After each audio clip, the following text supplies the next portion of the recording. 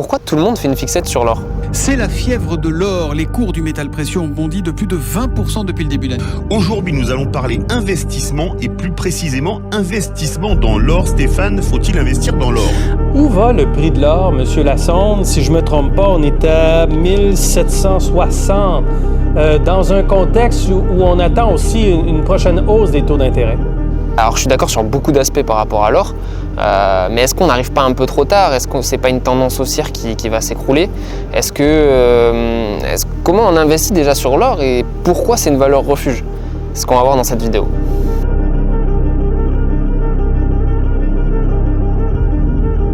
Dans un premier temps, pourquoi l'or est une valeur refuge ? Il va falloir revenir en arrière et comprendre comment l'économie marche. Dans l'économie, il y a deux façons d'échanger, à la dette et au troc. La dette, c'est une relation de confiance, donner quelque chose en contrepartie d'une promesse dans le futur. Le troc, c'est ne pas faire confiance, c'est demander immédiatement une équivalence à l'offre qui est faite. La dette, son problème, c'est la confiance envers l'emprunteur. S'il ne rembourse pas, c'est problématique. Et le troc, c'est de trouver une équivalence à l'offre qui est faite et c'est pas toujours le cas. À l'époque, on avait besoin d'échanger à l'international sans avoir besoin de créer une confiance dans le futur. On échangeait de face à face, c'était donc du troc. Mais on en revient au problème, comment on peut faire pour que ce soit équivalent ? Au début, ils faisaient du troc avec des valeurs marchandes, ça pouvait être du sel, des lances, etc. Ça permettait d'attester d'une preuve de travail qui était facilement quantifiable. Sauf qu'au bout d'un moment, il y a forcément une personne qui a trouvé une manière de produire plus que son voisin, ce qui a créé une dévalorisation de cette valeur marchande, que ce soit les lances ou le sel. Et donc après, c'était compliqué d'échanger à équivalence. Le problème, c'est que ces objets étant des marchandises, ils étaient trop utiles à la société, ce qui favorisait sa production et donc une dévalorisation de ces objets. Il fallait donc trouver une valeur qui ne dévalue pas, qu'on ne peut pas créer à l'infini, qui est reconnue par tout le monde à travers le travail et le temps qu'on y met pour en avoir, et qui n'a pas de réelle utilité à la société, mis à part la valeur potentielle qu'on pourrait lui attribuer. Ça fait beaucoup. Mais c'est là que les métaux précieux rentrent en jeu. L'or et l'argent ont toujours été des monnaies, si on reprend un peu nos cours d'histoire. Cependant, il y en a quand même une qui est plus privilégiée que les autres, puisqu'elle est moins utile à la société. En effet, l'or est une valeur marchande qu'à 10%, contrairement à l'argent qui est une valeur marchande à 50%. C'est pour ça que souvent on privilégie l'or en tant que monnaie et en tant que valeur refuge, même si l'argent en est une elle aussi. L'or remplit donc toutes les cases qu'on a évoquées précédemment, c'est-à-dire l'élément le plus détaché de toute utilité à la société, qui n'est pas illimité, et qui reste une valeur aux yeux de tous à travers le temps et le travail qu'on y met pour l'avoir. L'or sera donc pendant longtemps une valeur permettant la stabilité des monnaies de nos jours, comme le dollar par exemple. Il était indexé pendant longtemps au prix de 35$ la once d'or. Malheureusement, le déséquilibre entre les réserves d'or et la masse de dollars ont poussé les États-Unis à arrêter la convertibilité du dollar en or à partir de 1971. Comme on le sait, le futur est incertain et c'est normal de prendre des paris sur l'avenir. Mais l'histoire, on ne peut pas la changer, et l'or a montré ses qualités en tant que monnaie dans le passé. C'est pour cela qu'en cas de crise économique ou de crise systémique, toutes les transactions reviendraient à se faire en or. Sa valeur deviendrait bien plus importante que n'importe quelle monnaie de chaque pays. Et on reviendrait au système de base qu'on a évoqué précédemment. Ne soyons pas pessimistes, mais intéressons-nous au sujet. Comment peut-on acheter de l'or ?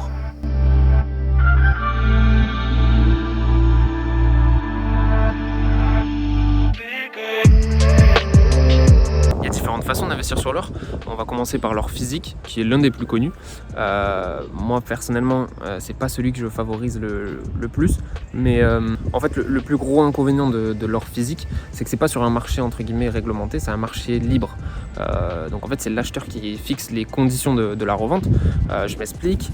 Si votre or vous voulez le vendre, mais en fait personne n'est obligé de vous le racheter au prix de référence. Et donc c'est ça qui est un peu embêtant, surtout qu'il y a forcément des problèmes de liquidité par rapport à ça. Si vous vendez un lingot d'or, etc., il n'y a pas forcément des personnes qui seraient intéressées au prix au plus cher, vous voyez. Et du coup, où est-ce qu'on peut acheter cet or physique ? Bon, bien sûr, il y a différents commerces. Je pense que vous en avez déjà vu dans les rues, etc., des personnes qui vendaient de l'or dans des petits shops, etc. Moi, personnellement, je ne me pencherai pas là-dessus parce que niveau fiabilité, c'est pas forcément le mieux. Moi, je vous conseillerais plutôt de vous rapprocher des banques. Je sais que les banques le font. Après, les conseillers ne sont pas forcément au courant. Les conseillers que vous avez à la banque, etc., ne sont pas forcément au courant. Donc, n'hésitez pas à leur demander s'ils le font. Et là, honnêtement, c'est là où ce sera le plus sûr parce qu'il y aura une certaine traçabilité de l'or.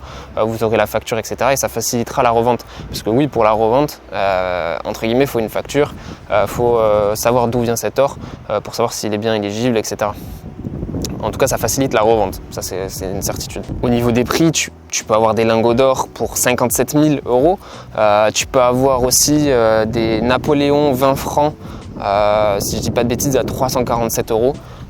Donc ça, c'est pour un capital qui est un peu plus faible, c'est plus intéressant de se pencher sur les Napoléon 20 francs. Et ensuite, vous avez la once d'or. Et en fait, la once d'or, c'est 31 grammes à peu près.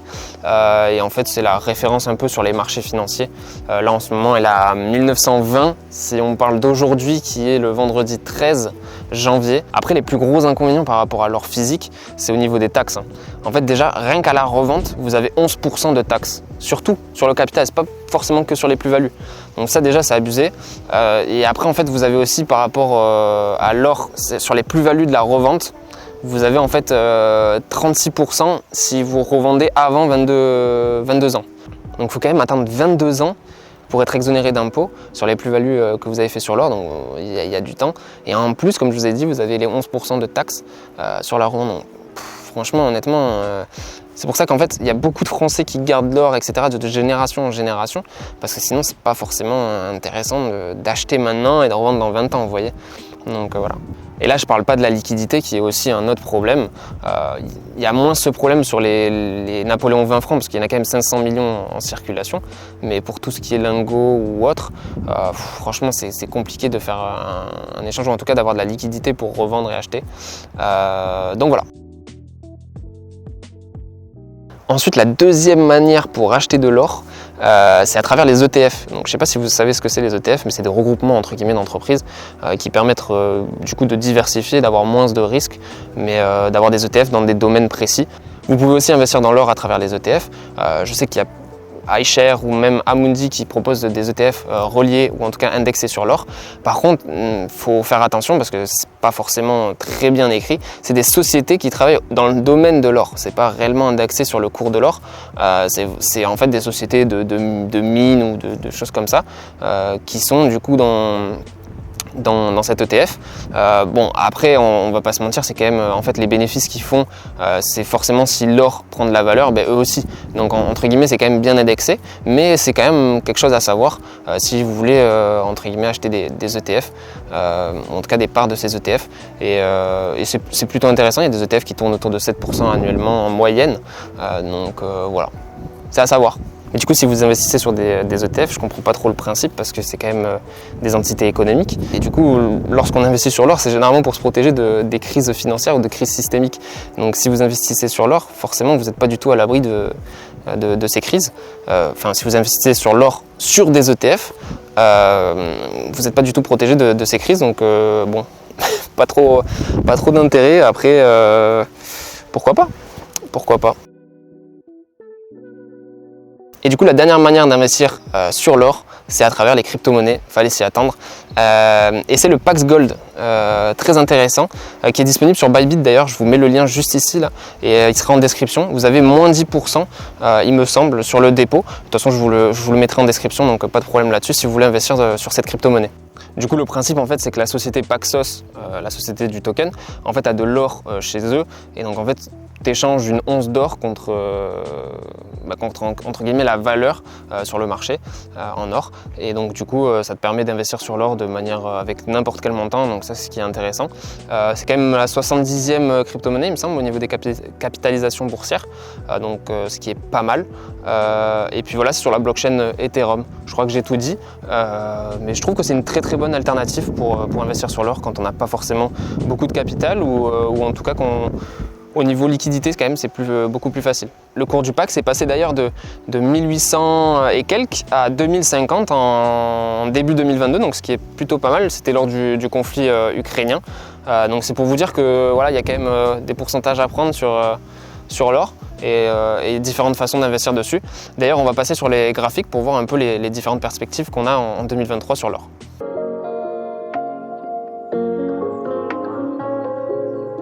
Bon, on va faire le point très rapidement sur les graphiques, donc l'analyse technique, qui peut se mêler à l'analyse fondamentale, et c'est assez intéressant pour avoir les différentes perspectives pour 2023. On va faire ça de manière assez rapide pour que ça soit assez concis, et même que ça soit pas trop embêtant pour les personnes qui connaissent pas trop les analyses techniques. Donc on commence ici sur le graphique, vous le voyez ici, c'est en monthly. Donc comme vous pouvez le voir en haut, il y a un petit M. Donc chaque bougie, ça représente un mois, ok ?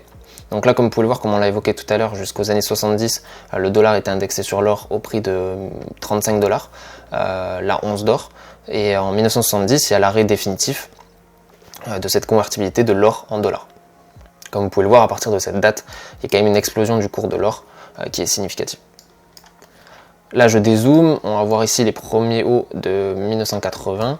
Ensuite, on va voir le premier top de 2008, qui fait office d'ailleurs de support en 2015. Et on peut voir ici un très beau rebond. Par la suite, on a eu du coup en 2011 le plus haut de 2011, qui fait office de résistance maintenant pour les plus hauts de 2020 à 2023. Donc là, on a vu en globalité. Comme vous pouvez le voir ici, il y a aussi le range de 2020 à 2023, où il y a les deux plus hauts et les deux plus bas. Et on a eu une petite cassure fin 2022, où on a réintégré. Et c'était une opportunité quand même pour rentrer sur l'or. Maintenant, j'ai fait ça de manière assez rapide. On va passer en semaine, pour y voir de manière un peu plus précise. Donc chaque bougie maintenant représente une semaine. Comme vous pouvez le voir, là j'ai tracé une trendline descendante. En fait, c'est une ligne descendante qui touche les deux plus hauts, donc de 2022 et de 2020. On est toujours dans le range de 2020 à 2023. Il y a aussi la résistance de 2011 qu'on peut voir ici. Si je fais simple, on peut voir qu'ici il y a des réintégrations assez importantes et des flux assez baissiers dès qu'on touche cette trendline. Ou en tout cas dès qu'on n'arrive pas à break out vraiment, dès qu'on n'arrive pas à casser la ligne de résistance juste ici. Comme vous pouvez le voir ici et ici. Donc là c'est des pourcentages qui sont assez importants. On peut voir 17% et même ça doit être du même ordre pour 2022. Petit aparté sur 2022, comme vous pouvez le voir ici, c'est le conflit Russie-Ukraine, donc un contexte géopolitique assez néfaste. Et donc on a vu un rebond de l'or assez intéressant, cassure ici de la résistance en journée, et ici de la trendline haussière. À chaque fois on a eu des petits rebonds assez intéressants. Au final on est venu toucher la résistance de la trendline descendante qu'on a tracée tout à l'heure, et on est venu replonger tout 2022. Pourtant on avait un contexte géopolitique pas ouf quoi. Et donc ça c'est à noter. Donc un contexte géopolitique qui est pas forcément bon ne veut pas dire que l'or va exploser. Vous voyez, donc ça c'est quand même une donnée importante à savoir. Même si le fondamental, on l'a vu, généralement c'est plutôt prometteur pour l'or lorsque le contexte géopolitique est incertain. Mais là en l'occurrence en 2022, vous pouvez voir, on a tout retracé. On est même sorti du range qu'on avait depuis 2020. Pour finir, on va évoquer les différents scénarios qu'on a eu. Là ici on a réintégré et comme vous pouvez le voir, on a une cassure pullback juste ici, donc ça veut dire un rebond. Donc on est venu retoucher la trendline pour repartir, donc là c'est un très bon point d'achat. Mais maintenant on est arrivé sur le haut de la résistance. Donc comment on pourrait rentrer? C'est là où on va voir un peu les différents scénarios. Mon scénario que je préconise entre guillemets, même si c'est en aucun cas un conseil en investissement, vu qu'en fait moi je vous donne juste mon avis, je ne suis pas analyste financier, vous êtes responsable de votre argent, et moi je suis en aucun cas responsable, même si vous utilisez mes codes affiliés qu'il y a en description, que ce soit sur Bybit pour acheter de l'or, ou sur TradingView. Donc là, le scénario numéro 1, ici on casse la résistance, on va venir toucher la trendline descendante, on retouche ici en support la résistance, et on repart. Okay, donc ça, après on peut faire un petit pullback ici et repartir hein, pour avoir mieux de l'élan, mais dans l'idée c'est ça, et on a le point d'entrée ici à 1920. Donc le 1920 c'est juste ici, hein, c'est là où on est. Vous allez me dire, mais pourquoi tu veux pas rentrer maintenant? Nanana. Alors, moi j'attends plutôt une force acheteuse qui casse la résistance pour être vraiment sûr qu'il y a entre guillemets un mouvement haussier qui se déclenche, que rentrer maintenant et en fait au final on se fait refouler pour retenter plus tard. Au final t'es rentré au plus haut, c'est pas terrible quoi. Donc ça c'est le premier scénario. Deuxième scénario, imaginons il y a vraiment une force acheteuse de malade, ça casse aussi la trendline haussière. Donc là vous êtes en mode putain je suis pas dedans, je suis pas dedans. Je suis d'accord avec vous, mais il y aura entre guillemets un pullback potentiel ici sur la trendline. Pas sûr, hein, je suis pas Madame Irma, je sais pas. Mais imaginons, il y a un pullback ici, ça pourrait être intéressant avec un stop loss ici en clôture weekly. Ça sera pas un stop loss qui vous coûtera cher, ce sera 3-4%. Vous réduisez vos tailles de position et voilà, vous êtes quand même dedans. Scénario bearish, donc c'est-à-dire baissier. Donc là, comme je l'ai évoqué, bam sur la résistance, on se fait refouler et on redescend. Ou sinon, ici, on va venir chercher la trendline, on descend et là, le support ne tient pas et au final, on descend. Comme là, vous voyez. Hein. Là, on vient de toucher la trendline, on descend, support qui tient. Au final, on retente, support qui tient pas. C'est parti. Donc voilà, c'est toujours important quand même de faire une petite analyse technique. Sur l'or, comme vous pouvez le voir, on est quand même en haut de range, donc c'est forcément pas facile pour acheter maintenant, mais il y a toujours des entrées possibles et des stop loss assez courts, donc ça évite d'avoir une perte considérable, ou en tout cas une chute comme on a eu en 2022. Pour conclure, l'or est une valeur hyper intéressante actuellement. surtout pour les personnes qui sont assez pessimistes sur l'économie mondiale ou sur le déroulement des prochaines années. Mais c'est vrai que l'or a plus forcément les mêmes caractéristiques qu'il y a 10 ans, qu'il y a 20 ans ou même qu'il y a 50 ans. Donc il faut savoir s'adapter comme on l'a vu précédemment. On a eu un gros flux haussier en semaine, voire même en journée. On aurait dû entre guillemets rentrer avant. Maintenant on en est là, on n'est pas rentré forcément à temps. Que faut-il faire? Personnellement, et c'est mon avis, donc ce n'est pas un conseil en investissement, je ne pense pas que ce soit le meilleur moment actuellement d'investir sur l'or maintenant, à part si vous voulez vous projeter sur les prochaines années, même si pour moi il faudrait attendre quelques signaux de compression ou de stabilisation du prix en dessous de cette résistance, parce que là comme vous le voyez on est en haut du range, en dessous de la résistance, et si on a un rejet dans les prochains jours ou les prochaines semaines, vous serez bien embêté d'avoir investi maintenant. Même si l'or reste très prometteur dans les prochaines années, ça serait bête d'investir maintenant et d'avoir un rejet, psychologiquement ce sera compliqué pour vous. J'investirai à travers un ETF ou à travers la crypto-monnaie Pax Gold. Pourquoi? Parce que tous les inconvénients qu'on a évoqués tout à l'heure sur l'or physique. Si vous avez des questions dans les commentaires, n'hésitez pas, que ce soit sur cette thématique ou sur une autre, j'essaierai d'y répondre de manière la plus précise possible. Si, entre guillemets, j'ai dit des bêtises ou des choses qui ne sont pas forcément justes à vos yeux, n'hésitez pas non plus, comme ça on pourra échanger et on apprendra tous ensemble, ce qui est un peu le but de cette chaîne. Je tiens à remercier les nouveaux abonnés qui ont commenté sur la dernière vidéo. Donc on avance petit à petit, on va augmenter les vidéos de mois en mois, mais c'est vrai que là on essaie de faire des vidéos de qualité et j'essaie de m'améliorer, donc n'hésitez pas à faire un retour là-dessus, ça me ferait super plaisir. Comme je l'ai dit, vous avez mes différents réseaux dans la description, donc il y a mon Twitter, il y a même aussi les liens que j'ai évoqués dans la vidéo si vous voulez me soutenir. Et puis je vous dis à la prochaine pour d'autres vidéos, je vous garantis qu'elles sont de plus en plus qualitatives, et je vous dis à la prochaine, ciao ciao. Et encore, j'avais même pas de chaîne en or, même pas de chaîne YouTube. Le gang à la vie, à la mort. Y'a du sang. Franchement, y'a rien qui va. Je suis allé tourner une vidéo dehors. Y a vraiment rien qui va. Je suis allé tourner une vidéo dehors. Bam, je pomme le micro-cravate. Il tombe, mais du coup, j'essaie de le chercher. Là, il est trop tard, il fait nuit et tout. Je vais remettre une couche tout à l'heure, mais bon. Let's go. Toujours croire en soi. Putain, vraiment. J'aurais jamais pensé le trouver encore. Je suis trop heureux. Let's go.